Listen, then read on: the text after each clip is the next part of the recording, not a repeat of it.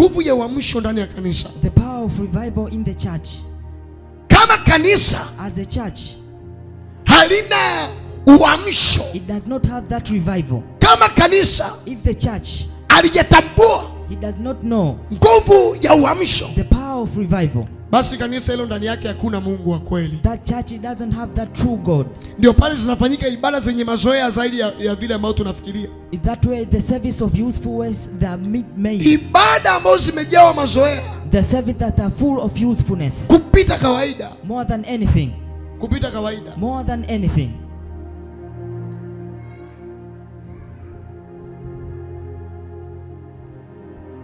Mazoea. That usefulness. Ndani ya huduma. In the altar. Mazoea. Usefulness. Ndani ya ibada. In the service. Ni kwa sababu madhabahu is because the altar ni kweli na Mungu wa kweli. It is true, it has a true God. Lakini but bado kuna watu hawajajua nguvu ya uamsho. There are people did not know the power of the revival. Nguvu. The power ya uamsho of revival.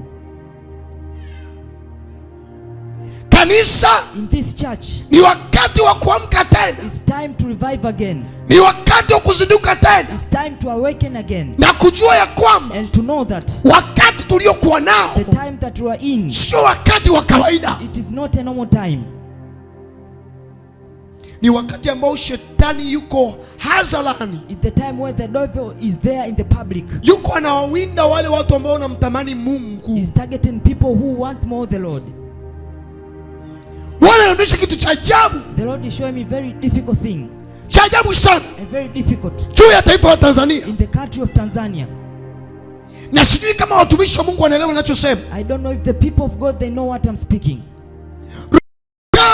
The spirit of dryness imeingia ndani ya makanisa ya Tanzania. Have entered toward the churches of Tanzania. Watu wanaingia kanisani kwa mazoea. People they enter the church in the useful way. Na sio kwa ajili ya kumtafuta Mungu aliyekuwa halisi. And it's not that to seek the Lord who is real. Makanisa mengi tuliyokuwa nayo, many churches that we are in, yanafanya ibada kwa ajili ya kukamilisha ibada. They make service in order to complete the service. Na sio kufanya ibada and not to make that kwa ajili ya kumtafuta Mungu aliyekuwa halisi. For to seek the Lord who is real. Katikati ya ibada. At the middle of that service.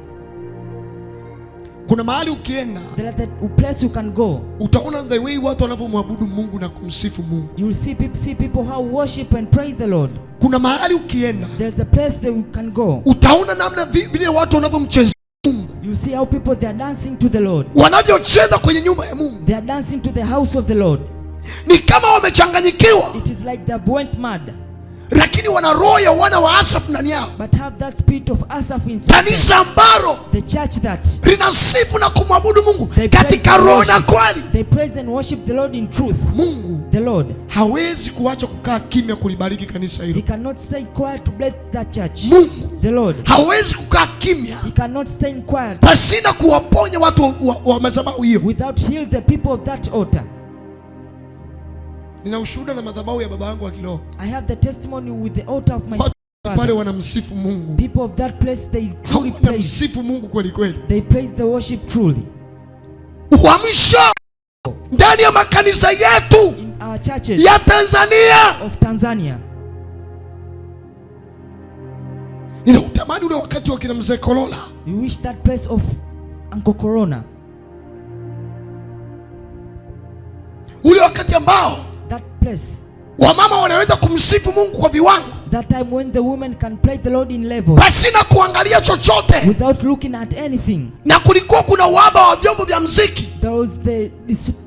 There was not there the hata mic ya kuhubiria ilikuwa hakuna. Even no mic for preaching. Lakini watu walikuwa wanahubiri. But people they preached. Kwa sauti zao. With their voices. Lakini watu walikuwa wanamsifu Mungu. People praise the Lord. Kwa makofi. With just clapping. Wakimwabudu katika roho na kweli. They praise him in truth. Liko wapi lile kanisa? Where that church? Ambalo Bwana alishuka. That the Lord came down. Na kufanya uamsho mpya tena. And to make a new revival again. Kijana ulikuwa mahali hapa. The youth that you are right here. Ni kweli hauna nguvu. It's true that you don't have that power. Za kucheza. Of to dance. Ni kweli hauna nguvu. It's true you don't have that power. Za kuomba. To pray. Ni kweli hauna nguvu. Is it true you don't have za kumwabudu Bwana. Of praising the Lord. Una nguvu. It's true you don't have that za power. Kumtafuta Mungu. Of to seek the Lord. Uamsho. That that revival.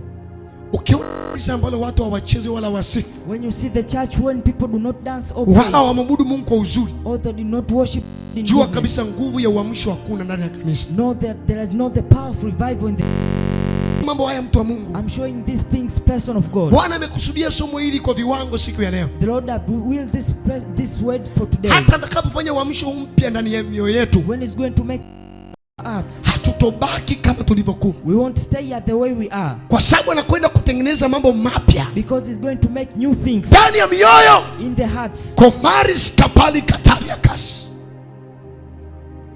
Anasema nini maana ya nguvu ya uamsho? What is the meaning of the power of revival? Tunaposema uamsho tunamaanisha nini? When we say revival, what do we mean? Kamala kas kapala kaya. Elama le manana sole. Ele la la na no sie.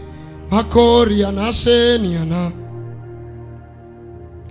Kuna vitu ambavyo vinaweza vikaufanya uamsho ukaweza kuja haraka kwenye kanisa. There are things that can make that revival to come in very fast. Hivi unajua wewe unaweza kufanyika kuwa uamsho kwa mtu ambaye hana uamsho ndani yake? Do you know you can be a revival to a person who does not have revival? Kama ndani yake huyo mtu ana nguvu ya maombi, unaweza kumwambukiza nguvu ya maombi. If this person do not have the power of prayer, kama ndani yake ana nguvu ya kumwabudu Mungu katika roho na kweli, utashangaa wewe unamwambukiza. You can inherit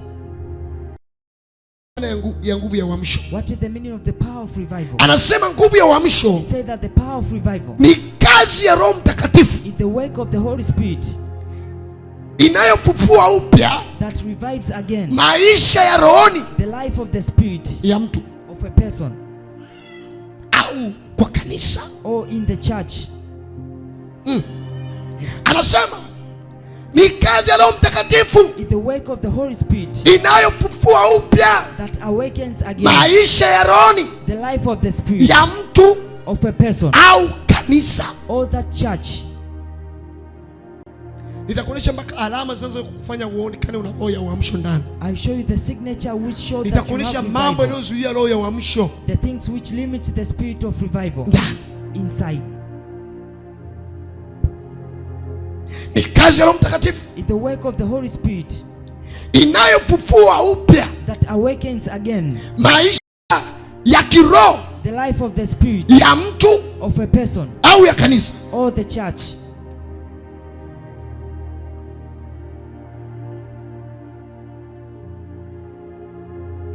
ambapo watu wanarudi katika hali ya moto kwanza, where people they came on that situation of fire, ambapo watu that place where people wanarudi come back katika ule moto wa kwanza. in that the first fire. Uamsho Revival ni hali ya kuamshwa kwa roho, is the situation of awakening the spirit, ambayo ilisinzia ndani, that it was slept from the inside,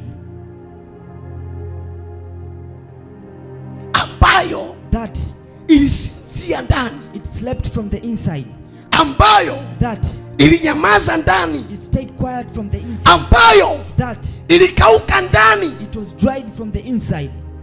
Roho Mtakatifu Holy Spirit, tutakapomkaribisha when we allow him kwa uzuri in a better way na akashuka, and to come down, ataweza kufanya uamsho ndani ya mioyo yetu. he'll be able to revive back in our hearts. Ataweza He will be able kufanya uamsho ndani ya mioyo to yetu. make revival to our hearts.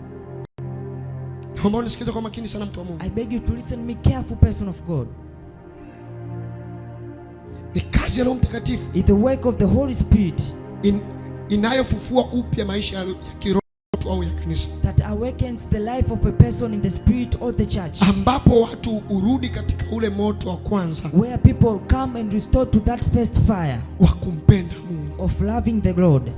Hiyo ndio maana halisi And that is the true definition ya nguvu ya uamsho. of the power of revival. Naomba nirudie tena kusema, Let me repeat again to say, ni kazi ya Roho Mtakatifu it's the work of the Holy Spirit inayofufua upya that revives again maisha ya kiroho the life of the spirit ya mtu au ya kanisa, of a person or the church, ambapo watu wanarudi where people they come back katika hali ya moto wa kwanza in the environment of the first wa fire kumpenda Mungu. of loving the Lord.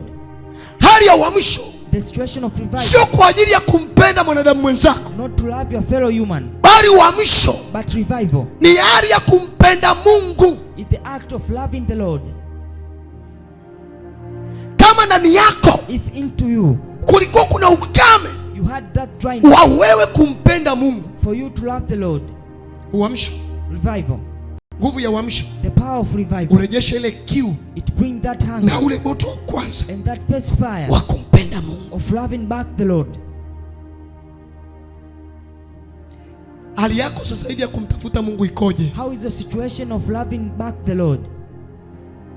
Ask yourself. Jiulize mwenyewe. Hali yako ya sasa, how is your situation ya kumtafuta Mungu of seeking the Lord kwa ule uzuri with that goodness ikoje? How it is now?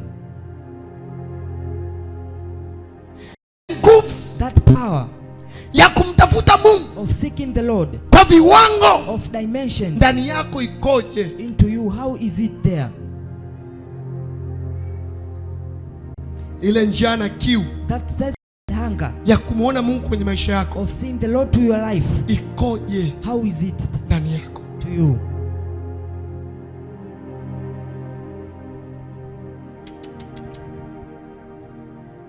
Ikoje? How is it there?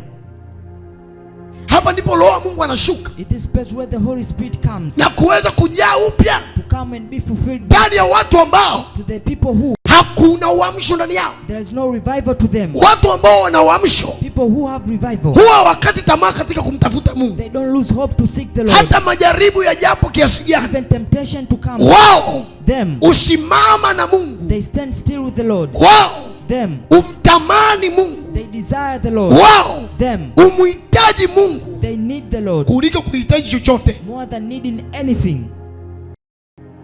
Sifa ya kwanza ya nguvu ya uamsho, the first secret of revival, ni kumfanya mwanadamu kuweza kumpenda Mungu zaidi, is to make a fellow human to love the Lord kuliko kupenda chochote kwenye maisha yake, more than loving anything to the life. Unanisikia vizuri? Do you hear me? Jesus. Kulikuwa kuna nabii mmoja aitwa Habakuki. There's one prophet called Habakkuk. Habakuki kuna sala moja aliisali mbele za Mungu. There's one prayer that he prayed in the Lord. Unasema mtumishi, mbona sikuelewi? You say that I cannot understand. Hebu soma kile kitabu cha Habakuki. Read that book of Habakkuk. Habakuki sura book 3 mstari ule wa 2 and verse number 2. Nabii Habakuki, prophet Habakkuk, aliingia mbele za Bwana. He entered before the Lord. Akamwambia Bwana, and he said, Lord, fanya upya ndani, make new into me. Hebu kimbia pale kitabu cha Habakuki. Rush there to the book of Habakkuk. Habakuki sura ile ya 3 mstari wa 2. Habakkuk 3 verse number 2. Mpaka mbingu iseme tutaomba, mpaka mbingu iseme. Hakuna aliyepata hapo.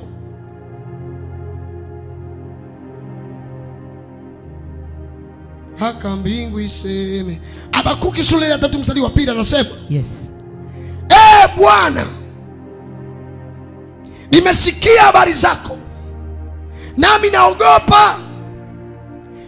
Bwana, fufua kazi yako katikati ya miaka. yes, katikati ya miaka tangaza habari zake. Kumbuka rehema. Habakuki anasema, Habakkuk is saying that, Bwana, you Lord, nimesikia habari zako, for I have heard your information, nami nimeogopa. and now I've feared. Bwana, you Lord, fufua kazi yako revive your work katika miaka, at the ears, katika miaka tangaza habari zake, at the ears of announcing your word, katika dhuruba, at the middle of disasters, katika ghadhabu, at the disasters, remember the sin. Kuna namna Mungu watu waweza kufanya uamsho kwa ndani ya kanisa. That the mean the Lord cannot do. Ndani ya kanisa kumejaa wazinzi. If to the church, kama ndani ya kanisa, if in the church kumejaa roho ya mazoea, have entered the spirit of usefulness. Kama ndani ya kanisa, if in the church kumejaa majivuno, have been pride. Kama ndani ya kanisa, if in the church hakuna upendo, there is no true love. Kanisa, if in the church hakuna utii wala unyenyekevu, there is no obedience or submission. Anasema, he said that katika ghadhabu, at the middle of disasters, kumbuka rehema. Remember your mercy.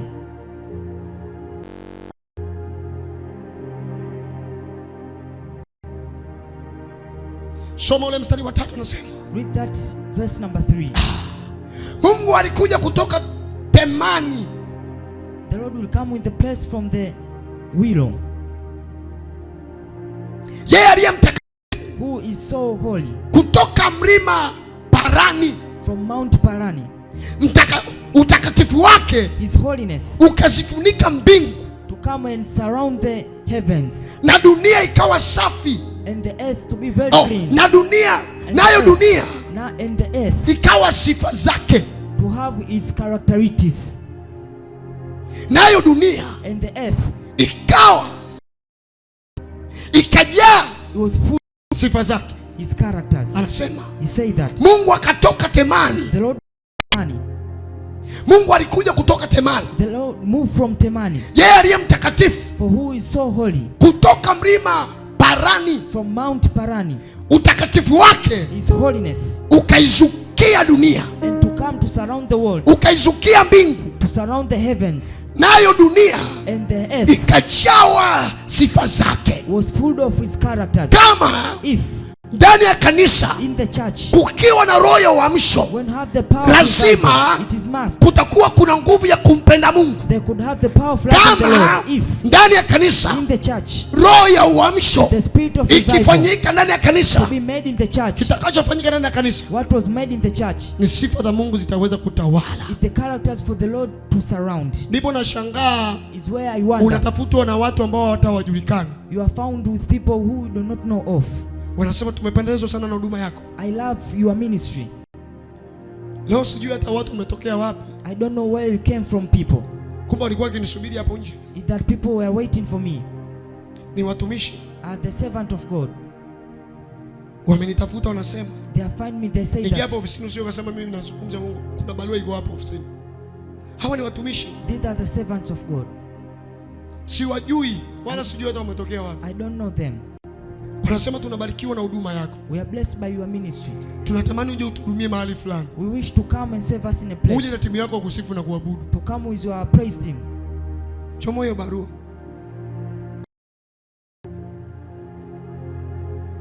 Kama uamsho ukifanyika ndani ya kanisa, if revival be made in the church, haya mambo ndio yanao, the things which comes, kanisa linakuwa lina nguvu ya Mungu tena. The churches have the power of God again. Uamsho, revival, ulitangaza kanisa pokea uamsho. It announced the church that have received revival. Usione hao watu wakubwa wanafanikiwa. Do not see these great people. Kuna kutokea watumishi wakubwa. Those great people. Ni kwa sababu it is because ndani yao kwanza into them first ulifanyika uamsho. Revival was made.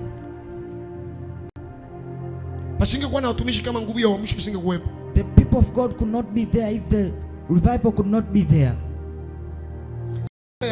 He said that it mwaliko wa kanisa, the intentions of the church, na kundi la kusifu na kuabudu, to invite the praise team kwenye ibada ya kusifu na kuabudu, in the service of praise and worship, itakayofanyika Pasaka, that will made on the Easter, ya tarehe 5 mwezi wa 4 mwaka 2026, siku ya Jumapili, on Sunday, kuanzia majira ya 8 kamili za mchana, from 8 p.m. Hao ni watu wa ni kanisa la FPCT. Yes. FPCT Goba. I don't know hawa watu ni wakina nani. Sijui hawa watu where they come from. Hata nisikujua kama kanisa letu linaweza likajulikana hivi. I couldn't know if our church could be known that. Mwaliko